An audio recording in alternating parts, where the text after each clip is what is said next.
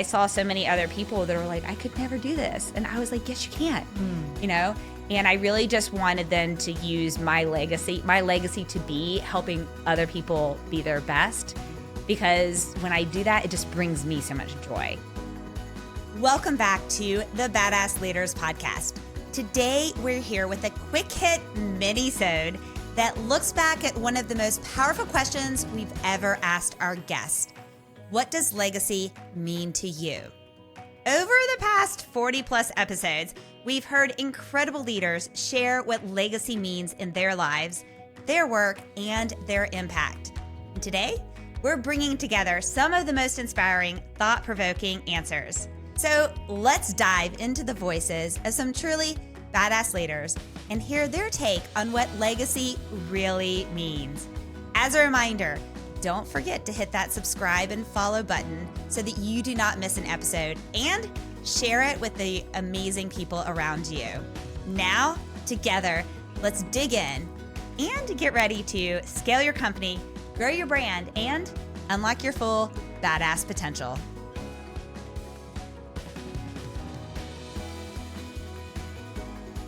What does leaving a legacy mean to you? So I think of it in a couple of different ways. I want to have lasting change in organizations. Lasting sounds way too long because I know things are going to change again. But I want to see my thumbprints on stuff that made a difference in making organizations successful. And that I can point to as some amount of legacy. And I think the second is leaving an impact on people. And that's probably one-on-one mentoring, where somebody is looking for some advice, making a huge decision in their life, or just wanting some guidance from somebody that's been around the block a few more times.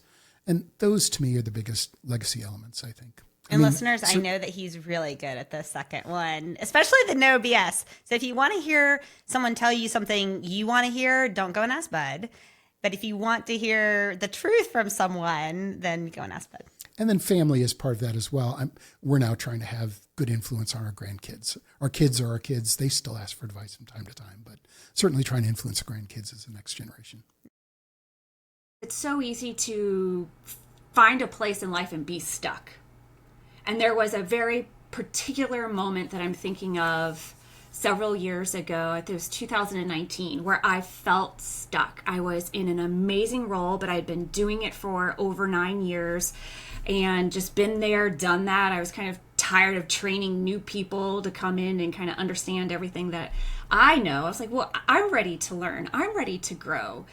And there was this moment I was sitting on the back porch at my house and I was just in a funk. I was cynical. I was thinking all the negative things like, this sucks. I don't want to do this anymore. Like, how many more times do I have to buy these team members Christmas presents, like as we celebrate? Like all of these, mental thoughts. And my daughter, she had come up to the window. She was inside the house and she blew a raspberry on the window and she was just being fun and goofy. But listen, I looked at her and I was like, one day you're going to be in this seat and you're going to have a job that you suck, that sucks, that you hate. And you're going to go in and just, and I was like, wait a second. I cannot have these thoughts for her. She's way too young. Therefore, I need to figure out my life so that if and when she gets into this mental headspace, I can coach her out of it because I've done it too. And it was in that moment that was the most epically depressing moment that also became like this ray of sunshine and motivation of I need to make a change so that I can show her she can do amazing and brilliant things in her life and doesn't have to choose to be stuck.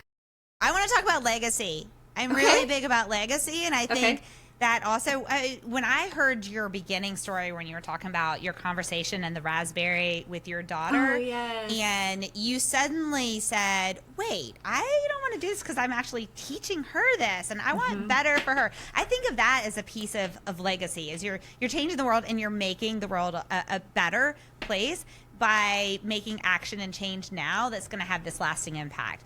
So tell me what kind of legacy you're trying to build, and not just professionally, but also personally at this stage in your career. Okay, so what first comes to mind, and I'm going to go with what my ikigai, reason for being legacy definition is today, right? What I want my legacy to be at this point is I love the book Atomic Habits by James Clear. I want to beat him. This is my Dominator coming out, right? I am going after James Clear with the book that I'm writing on how to gamify your goals, gamify your life intent. And by all means, please buy his book.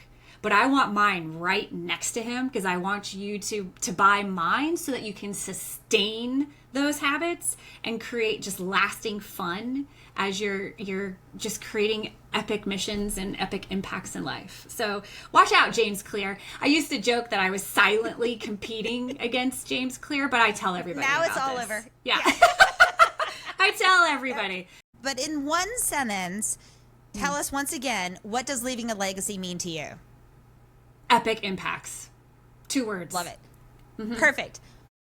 For you, Andrew, what does leaving a legacy mean to you? It's actually important. You want context or not? Yeah, absolutely. I was really flattered after I retired out of BP. I got a note from a senior VP who came back. I'm not going to say he doubted my approach, but probably wasn't 100% bought in. And he sent me a note on LinkedIn who said, you did more in 2 years than I ever possibly could imagine, and your legacy lives on. And it came out of nowhere, and I realized, and not necessarily that was an objective, but it meant the world to me. It really made me feel good, and that the work, the time, and the effort put into it was well worth it. Well, one thing I want to say about that, Andrew, is that to listeners, I would just encourage you to pause and think of an example where someone's legacy has had a positive impact on you, and then reach out to that person and tell them about that. Because I had a former employee who I moved her. She was in sales at a company and she was not crushing it. And I had been observing her and I said, hey, I actually think you'd be a phenomenal project manager. And I moved her over, I mentored her, I funded for her to get project management classes. And then out of the blue, like 5 years later, I got a LinkedIn message from her and she's like, you completely changed my career. I'm so grateful. And I just sat there for a moment. It took her, 30 seconds to write me that message. So listeners, pause right now and hit subscribe. No, pause, subscribe, and then also send a message to someone who's made an impact on you and built a legacy. So let's talk about legacy then. How do you define success now? You've talked a little bit about it, but how do you define success now? And how has that evolved since the start of your career? So I would say 2 things. I mean, we've talked a lot about this, and I do personally define success in how much time I have to do the things that I truly want to do. And I consider myself very lucky that I have been able to figure out a career where I can do all the things that I love, still make the same salary that I was making when I was in a corporate entity, and learning that there is absolutely not one way to be successful. But the other thing that I think is really important and what I've grown into is the courage to ask for what you want and then figuring out how to make it happen. One really tangible example that I'm going through right now, which I'm really excited about, is that next semester I'm going to be teaching international public relations with my students. And as I was building the syllabus, because I lived in Europe for 10 years, I started thinking, I would love to bring at least a subset of my class to Europe to give them some opportunity to understand the nuances of language and culture and geography when it comes to building your career and figuring out your jobs. And I knew I wasn't going to be able to take the whole class. However, I did develop a proposal for bringing a small group of students to either London or Switzerland, the 2 places where I worked, over spring break. And I pitched it, and I got advocates, and fast forward only a few weeks, I currently have funding to do this curated program in this upcoming spring break. And if you knew how slowly academia, I do. I work in academia. I mean, you'd be amazed at, this accomplishment, but it really just goes to show that I had a good idea and I got people to listen to it, and then we were able to make it happen. And so I could have easily sat on that idea and been like, oh, well, it could be fun if someday we do something like that. But instead, I turned it into action, and I'm now planning a week-long trip in March of 2026 where we're going to, I've reached into my personal network and made connections. We're going to have an experience at the BBC. We're going to do a corporate day. We're going to do an agency day. It's going to be really exciting. What does leaving a legacy mean to you? That's become clearer for me in the last couple of years more than anything. To me, leaving a legacy is a daily purpose. It's positively impacting everybody that comes across my path. And to me, I'm realizing more and more the legacy is positively impacting them so that they can positively impact others. And if I feel like that is having a domino effect and a true effect on people's lives, legacy hit. And that includes my family, not just workers or students. But I'm realizing more and more a legacy doesn't have to be so grandiose. And it can be an avalanche that starts with something real small. And so for me, having that ability to really think through every day, whoever comes across my path, and I have a lot of platforms to be able to interact with, but whoever comes across that, how do I positively impact them so that I leave them off better? And who knows where it goes from there. So for me, if that works, I'm pumped. I feel like it's a purpose-driven component of it.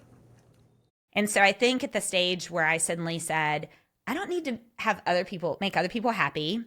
I can be myself. And I can keep looking forward. I've made a lot of mistakes, but I'm going to keep looking forward. And I can give love to other people and through that find much joy. That really, that's when we got to Be Brave, Be Badass. My whole point wasn't for me in the beginning. It was that I saw so many other people that were like, I could never do this. And I was like, yes, you can, And I really just wanted then to use my legacy to be helping other people be their best. Because when I do that, it just brings me so much joy. Sometimes the things that are the hardest are the things we want the most and we work the hardest towards achieving. And so I wanted that degree. I wanted highest honors. And I think the other part that really made my time at Georgia Tech, and Georgia Tech completely changed my life. Like, I'm so grateful. And I think it was also, I was coming through at a great time because the program was new and we didn't have the scholarships, the grants, the awards and stuff that the other engineering disciplines had. And it was really quite frustrating because we would go to the Women in Engineering banquet and all of these electrical engineering or chemical engineering, they would get all these scholarships and grants, and biomedical engineering would get nothing. And it was really because oftentimes those are sponsored by alumni with that, right? And the program was too new for that. But I was like, no, we can't do this. And so my happiest moment was starting these annual awards for Georgia Tech biomedical engineering students. And I just was showing Kajal them on Friday. Now it's a whole wall with plaques. And I was like, before me, like these, we're not here. There was none of this. And it was just being able to, during that time, give back and also start creating a legacy of gratitude and appreciation and acknowledgement of hard work of other people. And by doing that, I was really lucky that I got the overall Best Student Award. It was the category that include research, leadership, community service, and academics. And so I received that award, which I was really shocked because I thought by being the person who was creating this whole program, no one would ever nominate and then vote for me. So then when my name was announced, I was like, oh my gosh, this is amazing. But I will say that I just kept doing the next best thing that I could and trying hard for the moment and then moving to the next thing and trying hard for the moment and then moving to the next thing. I was so fortunate and blessed for my mom and dad to hear me recently for the Georgia Tech Black Alumni Entrepreneur of the Year, which I just received that honor this past March. And my mom and dad were able to be in the audience. My two sons, Cole and Kyler, stood on stage with me to receive the award. And it was a moment that I'll never forget, because I've been blessed to receive some awards, and my mom and dad have been there to see some of these awards. But this one was very different for me, because my mom and dad was able to witness not only the output and the manifestation of all of their hard work, their sacrifice, and what they gave up to produce this young man, but they were also able to see that with their two grandsons. So they were able to see all that they have done for me that has helped create the good part of me, because there's a whole bunch of bad, but all the good came from my mom and dad, and they were able to see their two sons' legacy, or their two grandsons, stand on stage. So listeners, I only mention that is because going from, sleeping in the car, taking showers at LA Fitness, even going further back, speech impediment, bullied, low self-esteem, low self-confidence, all of that to get me to that award that I just won last March. There's a badass package for you. And in order for you to reach that level of badass, you're going to have to be brave enough to maybe relocate some things around and step outside of that. And that takes a certain amount of, it takes resilience from the past, right? Because when we have resilience in the past, then we can look back and say, okay, I've done hard things before. I can do hard things again. It also takes having that boardroom, your A team and all those people, because you can suddenly say, okay, if I screw up, I have people to reach out to. Right.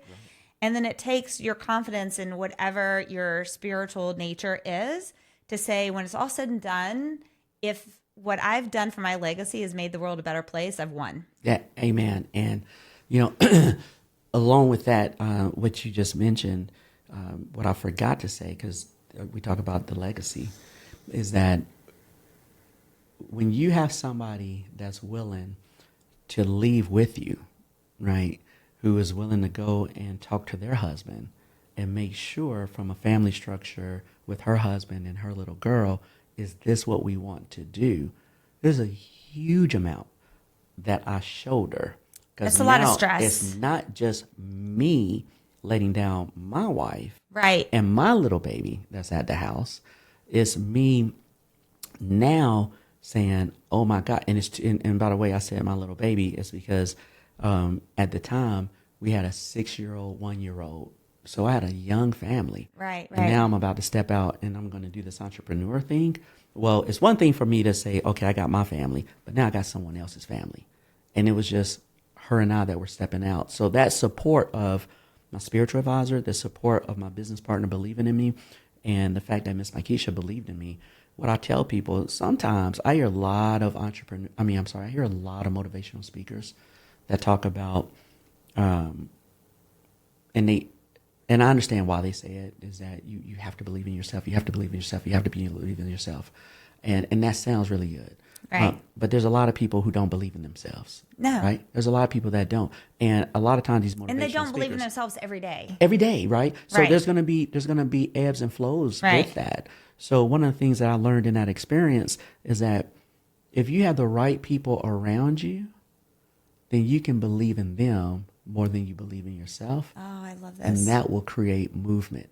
They got to be the right people. They have to be people that you trust, right? And if you trust them more than you're trusting yourself at that time, then you move forward. What does leaving a legacy mean to you?